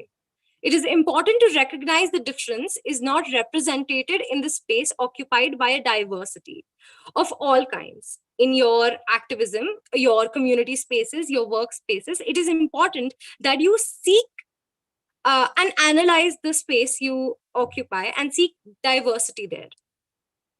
Number three, seek other points of views. Explore the narratives of those around with different interlocking identities as you, listening to other people, listening to podcasts, simply Googling and reading up, watching informative videos. All of this helps. And every little effort that you do is not wasted, and it only leads this community and the society that we are living in to become a more accepting society. Because in the end, we make up the society. Lastly, I would like to say, show up. As you deepen your understanding of your identity through this process and of identities of people around you, you will realize the deep-seated issues that exist surrounding them. And thus, in the face of prejudice or discrimination, show up and stand up. I hope this activity was helpful to you and gave you some food for thought. It was great. Thank Yes, you. indeed it You're was. receiving a lot of praise on the DMs, the messages if you see on the chat box. People found a lot of meaning. Oh. I now invite my dear colleagues, Iram and Damini, to take the program forward. Thank you. Okay. Thank you, Janvi, and thank you, Gopi, for reminding me how my thoughts were, because this lockdown has actually, changed a lot of things for us. And from being very active in different spheres, we have come to a standstill, not only because we are staying back home, but because our minds are also occupied with our, household stuff and, different things. I think we have started thinking in a different direction. And it's been 6-7 months now, but we are slowly coming back to the normal. And the audience, the people who are present here, the people who are watching us right now, it shows that how much they feel engaged in these activities and how much they are serious about these activities. And then Janvi's activity, like she said, that it's a food for thought, and some people feel that it has a lot of meaning. We have actually reflected in it. After a long time, we have started reflecting with a very big sphere in our mind, that how and where are we going as a person, and how are we perceiving others, and how are we perceiving ourselves. Is identity everything to us, or it is something else, or identity is just a word which is occupied, but nobody is actually seriously thinking about it. So I open the floor for discussion, and I want each one of you to comment and tell what is their idea of identity and what takeaway they have about the session and also about the activity we did. Because it's a town hall, it is very important for us to express ourselves. And the whole point of bringing all of us on board is to bring out the different perspectives which are there. So, and difference is something which I feel is not really respected in the world. Identities and gender, sex, whatever, these are just names to it.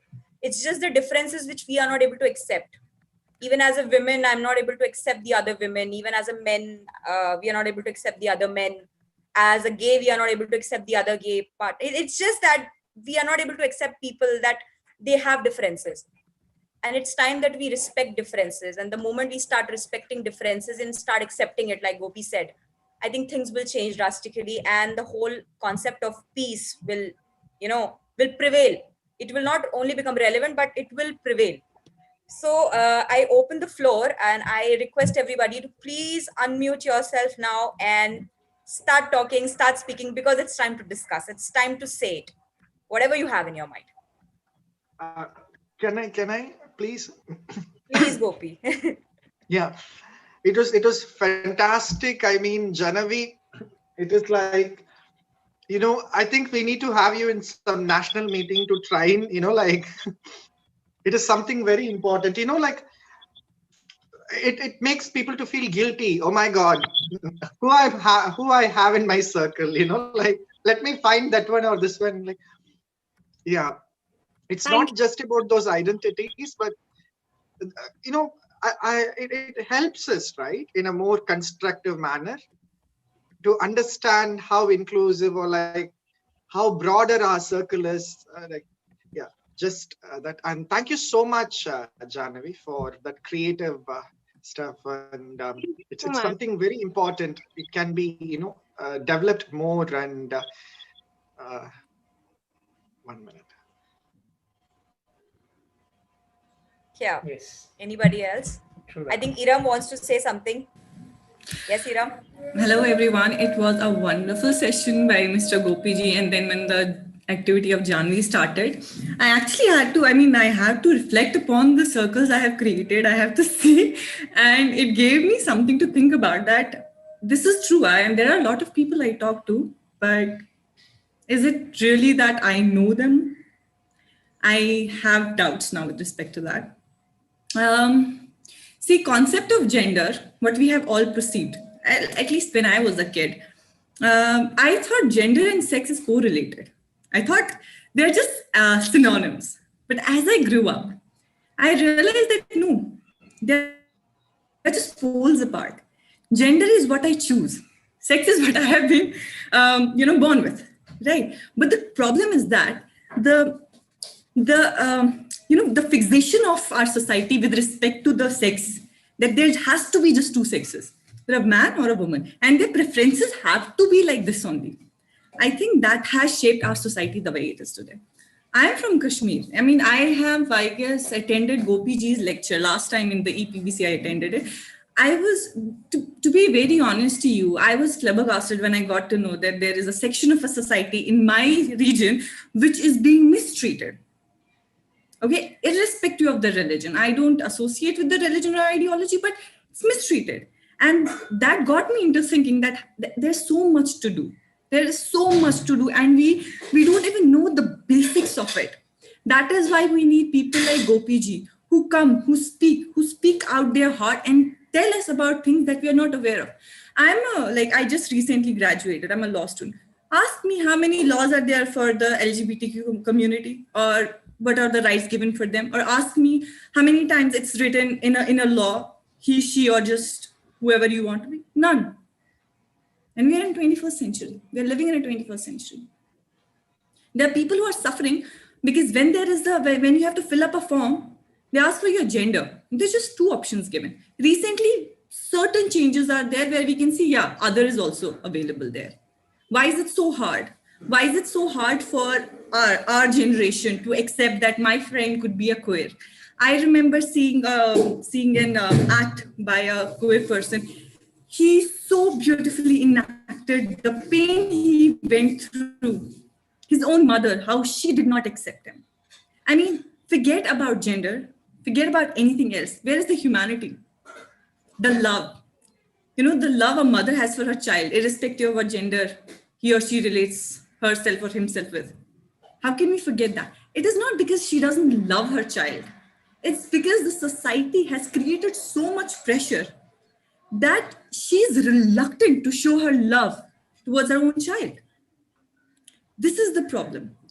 Activism, irrespective of the ideology, right wing, left wing. I do not truly, it was rightly put that there are kids, there are students who just go with the flow and they are allured with the concept of ideologies, right wing, left wing, center, this, that. Irrespective of that, there are certain aspects of our society that don't associate itself with any ideology. Issues like gender equality, issues like gender acceptance, issues like that there has been so much injustice around us. And what we do nothing about it. Today, people like Janvi, who is younger to me, people like Ashik, he's literally way younger than I am right now. I feel proud to see them at least speaking up. Because I know in my school, in my college, nobody talked about it. It's like a taboo. You can't. I am a Muslim, I'm wearing a bindi. It can be a taboo for a lot of people, right? I am a Muslim, I know Ramayana could be a shock to a lot of people. That I understand, okay, because religion has been a very sensitive issue. But having a girl wanting to be a boy tomorrow, like, it should not be something that should be of anybody's business. It's my private affair. It's my private space. I should be given that, but we are not given that space, right? We just are not. We are so reluctant that we can't speak about it with our parents. I can literally give you a challenge. Go speak to your parents that there is a concept like gender, and it's not just related to two things, male and a female. There's so many other things. They even change the news when they'll talk about these things. They'll be like, "Hamara bacha would be like influenced." See, this is the kind of a society we are in. Forget about parents in my society where I belong from, Kashmir. It's hard to talk to your own age with respect to the, sexual orientation. It's so hard that if I speak about it, there'll be a lot of things that'll happen afterwards. I'll be probably banned in other speaking arenas and all. But yeah, there'll be a label that she went to Delhi. Now she has become that pseudo liberal this thing. I don't even understand those things. Okay, I really don't understand it. It's just that you can't speak. So the point is, as much as we need laws with respect to protecting their rights, we need activism by the youngsters. We need the ground people to understand the intricate value of gender orientation. And this is why IPEDO is here. This is why a bunch of young people are talking about peace. It's laughable when people say, peace is an utopic concept, and you people are just, trying to fool people about peace and all. Am I? I mean, if we sort out the issue of gender, the amount of peace it's gonna create in our society, it's unimaginable. Is it so hard to accept that peace as peace in our society? Isn't that peace? That's what we are here for. That's what IPEDO stands for. Anybody who ever is present here, I'm so humbled and touched that you people took so much time out of your life and stayed with us, listened to our great speaker, and then participated in the activity, whether openly or silently. Simple part is this thing, that you stayed. No matter how you want to contribute, we are here. IPEDO is here. However you want to join with us, whatever help you need, we are here. We are not sponsored by anything. We are not a money-driven organization or anything. All we care about is your passion and your debates us. So anytime you want to be a part of IPEDO, we are all here. Thank you so much. Thanks, Hiram. It was wonderful and very correctly pointed out by you. see, we can't just see peace in a spectrum of, no to wars and, having economic development. And there is a lot to peace.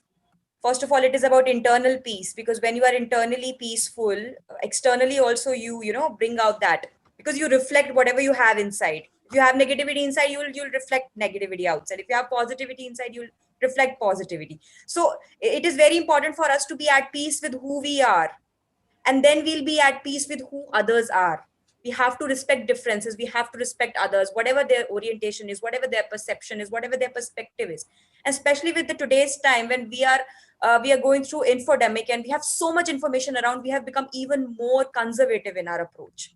We have become even more stringent in our perspectives, and that is the biggest threat to the world. No, not even weapons, I feel, becoming stringent and radical in your thought is the biggest threat to not only you but the society. So it's time to, let flow your thoughts, be at peace with whatever is there, be at peace with your own self, and be at peace with the people out there.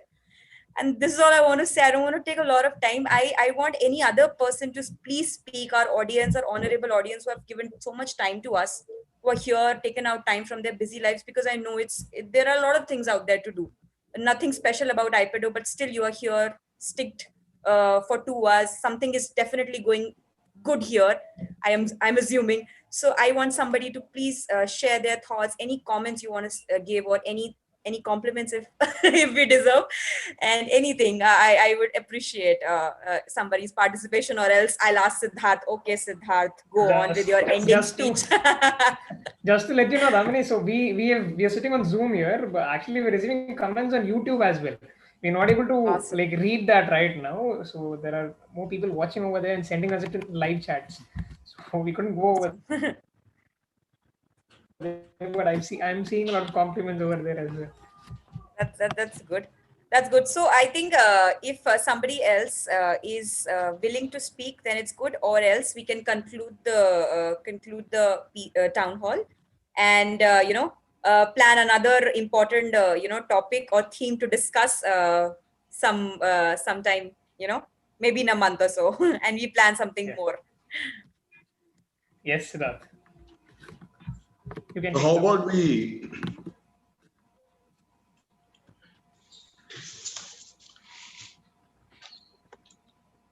So I guess we don't have any more questions, and I see a few more questions. Yes, but the thing is, we will take it up personally. They're very good questions. I think we'll take it up personally on a personal call and also over mail.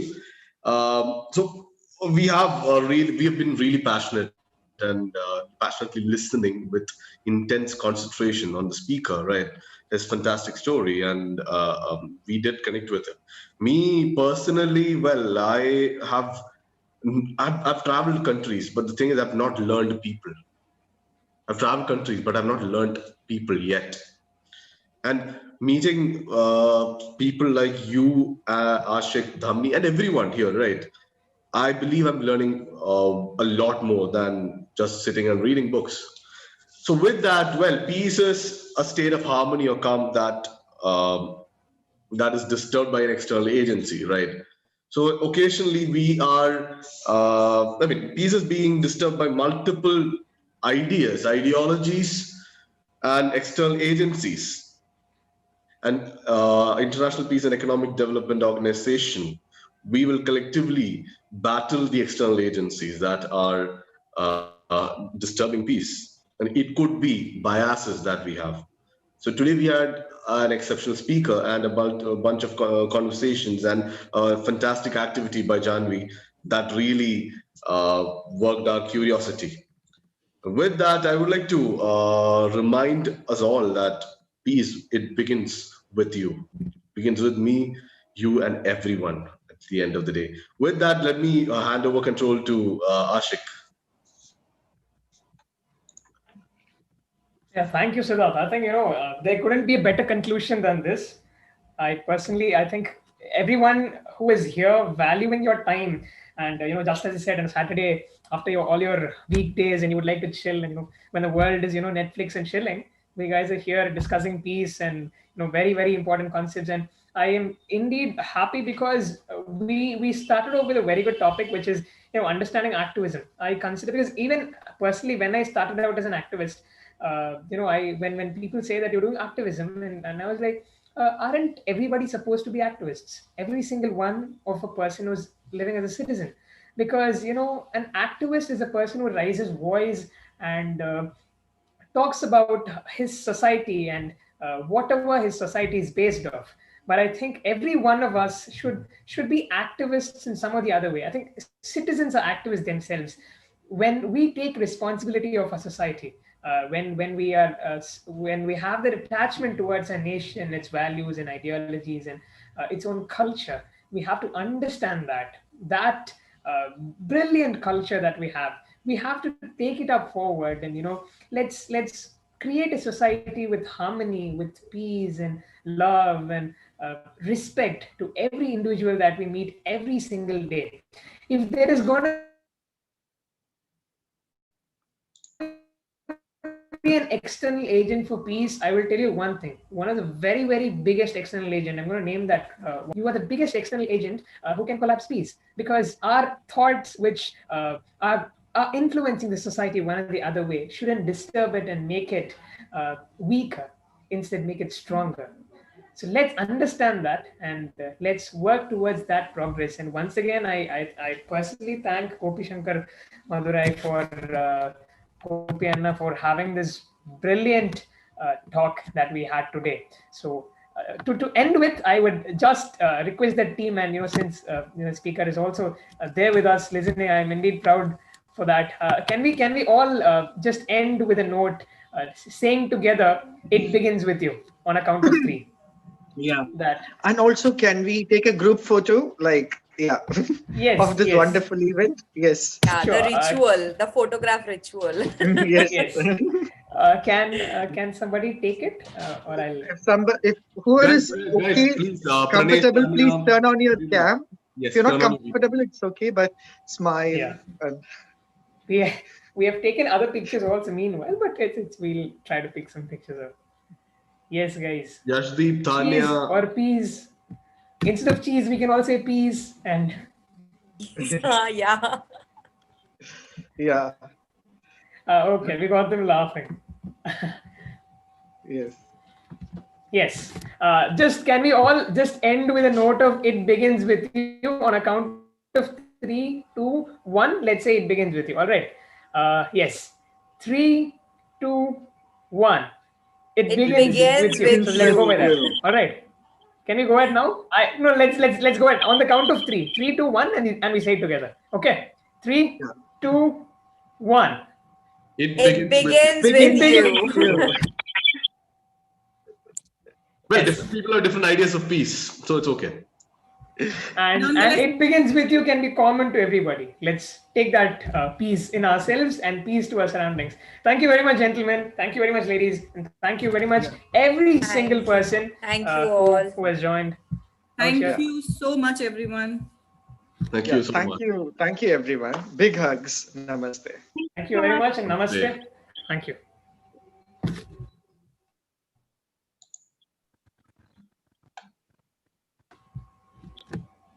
Can we just